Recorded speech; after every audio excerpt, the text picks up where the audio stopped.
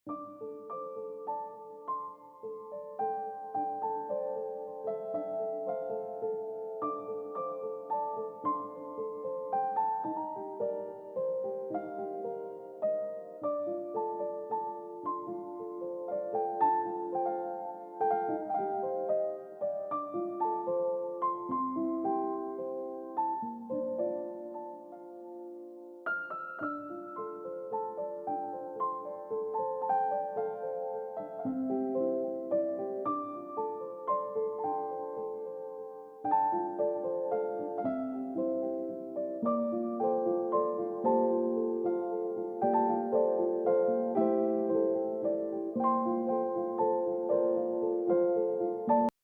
সকাল বন্ধুরা। তো তোমরা সকলে কেমন আছো? আশা করছি সকলে খুব ভালো আছো, সুস্থ আছো।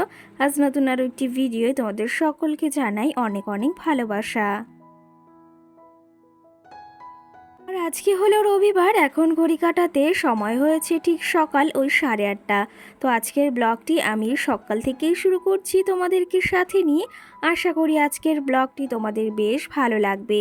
যাই হোক, আজকে ঘুম থেকে উঠতে কিন্তু অন্য অন্য দিনের থেকে বেশ খানিকটা অনেকটাই দেরি করে ঘুম থেকে উঠেছি। ওই যে 7টা থেকে ভাবছি উঠবো, কিন্তু সেই উঠতে উঠতে জানো তো 8টা বেজে গেছে। যাই হোক, বাইরের কিছু কাজ ছিল, বাসি কাজ, সেগুলো আমি সেরে নিয়েছি। আর ঘরের কিছুটা কাজও আমি সেরে নিয়েছি। এখন বাইরে চলে এসেছি। এই যে জামা কাপড় রয়েছে, যেহেতু হোলি উৎসব গিয়েছে, বসন্ত উৎসব, তো সেক্ষেত্রে রং খেলা হয়েছিল। মাম্মামের জামা কাপড়গুলো তো ওই বাবার বাড়ি থেকে আর ধোয়া হয়নি, তো সেগুলো আমি নিয়ে এসেছি। একবার এখানেই ধুবো, তো তার জন্য এই যে সকালে ঘুম থেকে উঠে কিছু কাজবাজ সেরে জামা কাপড়গুলো ভেজাতে বসে গেছি। আবার এগুলো কাচতে হবে, একটু ভিজলে বেশ তাড়াতাড়ি কিন্তু জামা কাপড়গুলো পরিষ্কার হয়ে যায়।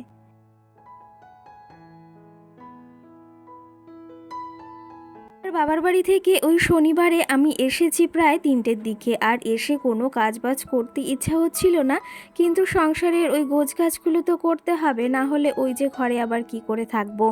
যাই হোক, সেগুলো পরিষ্কার করে আর তোমাদের সঙ্গে সেদিন কোনো ব্লগ শেয়ার করতে পারিনি, কারণ এত পরিমাণে গরম পড়ছে সেটা আর কি বলবো। যাই হোক, জামা কাপড়গুলো ওদিকে ভিজিয়ে দিয়েছি, এদিকে থালা বাসনগুলো ধুয়ে নিয়েছি। তোমাদের দাদাভাই আর মাম্মাম যাচ্ছে দোকানে, কিছু জিনিস আনার দরকার ছিল, তো সেগুলোই আনতে যাচ্ছে। ওমা, কি খাচ্ছ? Jelly, mango jelly. কে এনে দিয়েছে? খেতে ভালো?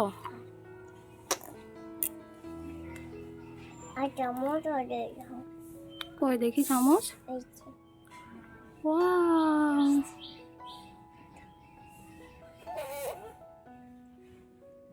খাও।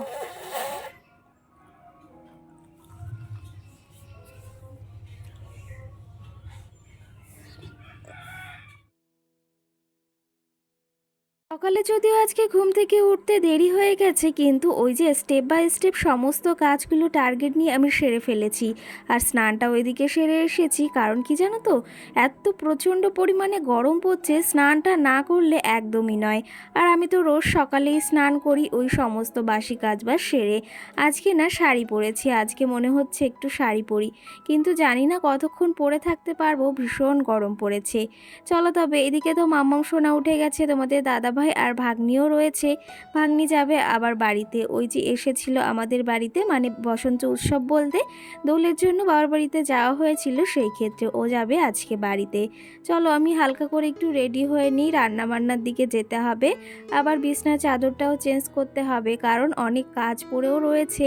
তো সেগুলো যতক্ষণ না সারছি ততক্ষণ আমার মনের ভেতরও শান্তি অনুভব হচ্ছে না। চলো তবে, এদিকে সিঁদুরটাও পরে নিলাম। আর এখন আবার ভেবেছি চা বানাবো, চা খেতে হবে, কারণ সকালে চাটা না খেলে মনে হয় না যে সকালটাই শুরু হয়েছে। আর আজকে শাড়িটা পরে কেমন লাগছে, শাড়িটা অনেকটা দিন হয়ে গেছে পরা হচ্ছে, তো ভেবেছি এবারে পয়লা বৈশাখে দুটো পরার শাড়ি নেব। কারণ কি জানো তো, ভেবেছি এখন থেকে একটু শাড়ি মাঝে মাঝে পরে ভিডিও শেয়ার করব, তোমাদেরও বেশ ভালো লাগে আর আমারও বেশ ভালো লাগে জানো তো। কিন্তু এই যে প্রচণ্ড গরম পড়ছে, জানি না কতক্ষণই বা পরে থাকতে পারবো। চলো তবে, ওইদিকে ঘরে আমি একটু ফ্রেশ হয়ে এসেছি। আর আজকে গাছে দেখো বেশ কটা ফুল রয়েছে, ওই সাইডের ফুলগুলো তবে নিয়ে গেছে, কিন্তু এই সাইডে বেশ কটা রয়েছে, সেগুলো এখন তুলে নিই চলো টুকটুক করে।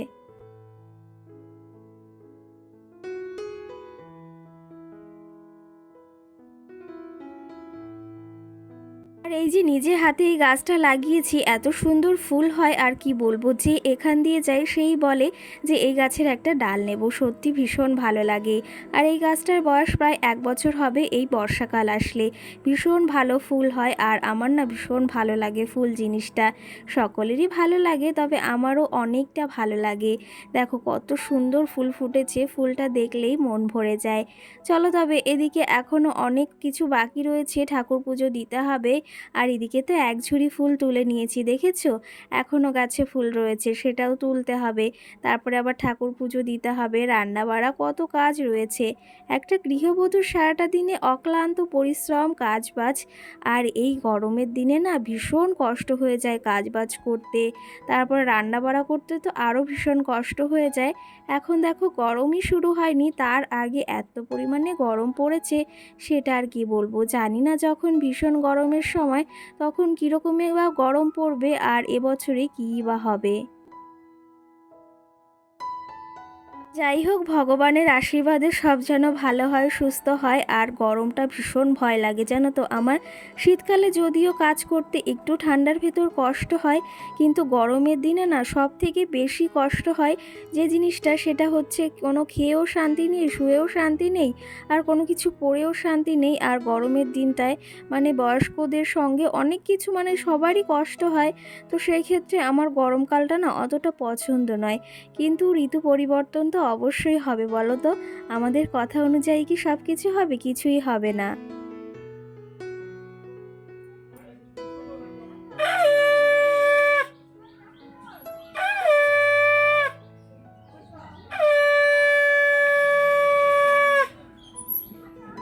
আর দেখো তোমাদের সঙ্গে গল্প করতে করতে আমি ঠাকুর পুজোটা দিয়ে এসেছি। আর সকালে ওই যে এক গাদা জামা কাপড় ভিজিয়েছিলাম, সেগুলো কিন্তু আমি স্নান করার সময় একবারে কেচে ধুয়ে নিয়েছি।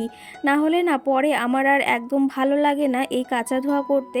আমি সব সময় চেষ্টা করি সকালে এই যে স্নান করার সময় একদম কাচা ধোয়াগুলো করে নেওয়ার, মাম্মামের বলো আমার বলো তোমাদের দাদা ভাইয়ের।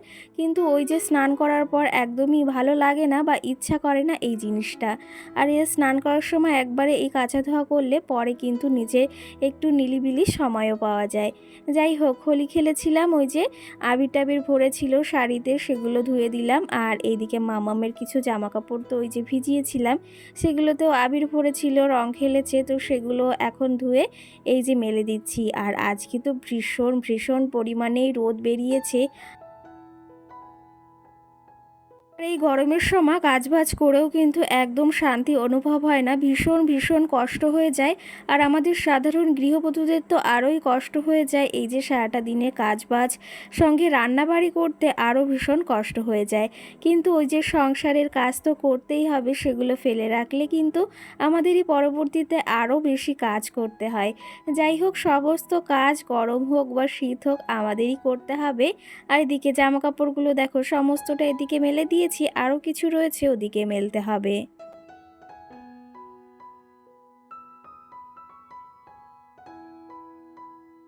আর এইদিকে দেখো এই যে প্রচণ্ড রোদ তো উঠেছে, জামা কাপড় শুকাতে কিন্তু এই টাইমে বেশিটা সময় লাগে না। শীতের দিনে বর্ষার দিনে বেশ সময় লাগে, কিন্তু আমার আবার গরমকালটা একদমই পছন্দ নয়। যাই হোক, ঋতু পরিবর্তন তো বললাম অবশ্যই হবে, আমাদের কথায় তো কোনো কাজ হবে না।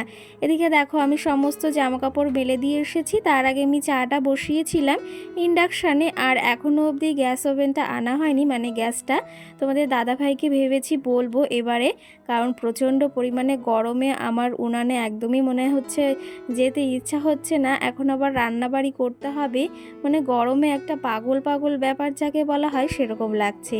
চলো তবে এই যে সকালে চা হয়ে গেছে, চাটা খেয়ে নিই, তারপরে যাব রান্নাবান্নার দিকে।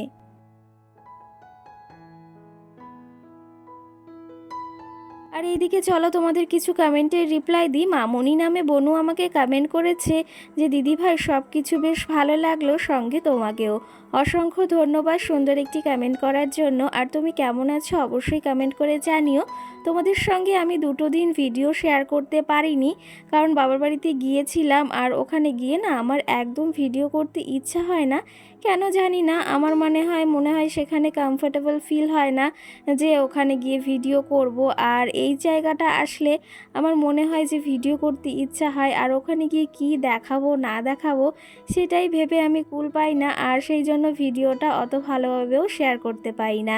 যাই হোক, বসন্ত উৎসবের কিছু কিছু ক্লিপ আমি তোমাদেরকে শেয়ার করেছি, অবশ্যই জানিও কেমন হয়েছে, আর ভিডিওটিও কেমন হয়েছে সেটা কিন্তু জানিও।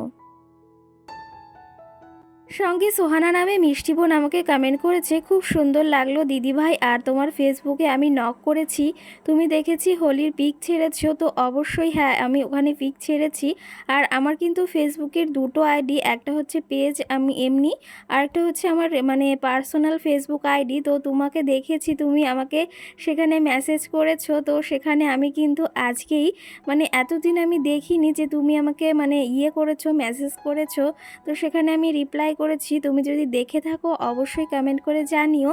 তো আমি এতদিন পর দেখার জন্য অনেক অনেক ক্ষমা চেয়ে নিচ্ছি, জানো তো আমি লক্ষ্যই করিনি যে তুমি এসএমএস করেছো। তো সেই ক্ষেত্রে তুমি যদি দেখে থাকো অবশ্যই জানিও, আর তোমাকে অনেক অনেক ভালোবাসা। এদিকে দেখো, তোমাদের সঙ্গে গল্প করতে করতে বেশ খানিকটা কাজ আমি এগিয়ে নিয়েছি। এখন শুধু বিছনার চাদরটা এই যে চেঞ্জ করে নিলাম, কারণ কালকের আমি অনেক কাজ সেরে রেখেছি, শুধু বিছনার চাদরটাই চেঞ্জ করা হয়েছিল না। তবে এই যে সকালে চেঞ্জ করে নিলাম, আর চাটাও খেয়ে নিয়েছি, এখন যাব রান্নাবান্নার দিকে। এদিকে দেখেছো ওই কাঁথাগুলো মা আমাকে সেলাই করে দিয়েছে। আর দেখো সকালে বিছনার চাদরটা তুলে নিয়েছি, কতটা সুন্দর লাগছে দেখতে। তোমরা অবশ্যই জানিও কেমন লাগছে। জানি তোমাদের কারো ভালো লাগে, কারো খারাপ লাগে। যাই হোক, আমার কাছে কিন্তু এটা একটা শান্তির জায়গা। তোমাদের একটু দেখিয়ে দিই চলো। আর কি জানো তো, এই জায়গাটায় আসলে না মনের ভেতর অনেকটা শান্তি অনুভব হয়, অনেকটা ক্লান্তি দূর হয়। প্রত্যেকটা গৃহবধূর কাছে এটা কিন্তু একটা শান্তির জায়গা, কারণ যেখানেই যাই না কেন, অট্টালিকা বা রাজপ্রাসাদ যাই বলো না কেন, নিজের ঘরে আসলে আলাদাই একটা শান্তি অনুভব হয়। দেখো খাটটাকে কেমনভাবে গুছিয়েছি জানিও। এদিকে তো সমস্ত কাজবাজ সেরে নিয়েছি, আজকে ভেবেছি আর কিছু শেয়ার করব না, কারণ ভীষণ গরম লাগছে আর শরীরটাও সাথ দিচ্ছে না। আর এখন যাব বললাম তো রান্নার দিকে, রান্না সেরে তারপরে ওই যে খাওয়া দাওয়া সারতে হবে। তোমাদের দাদা ভাই আবার সকালে কাজেও বেরিয়ে গেছে, সে আবার চলে আসবে, সেই জন্য রান্নাটাও সারতে হবে, আবার ভাগ্নিও চলে যাবে। চলো তবে এদিকে জানলাটাও খুলে দিলাম, কারণ এই যে ঘরে একটু হাওয়া না ঢুকলে একদম ভালো লাগছে না। চলো তবে আজকের ব্লগটি এই অবধি। সকলে ভালো থেকো, সুস্থ থেকো, সকলকে টাটা।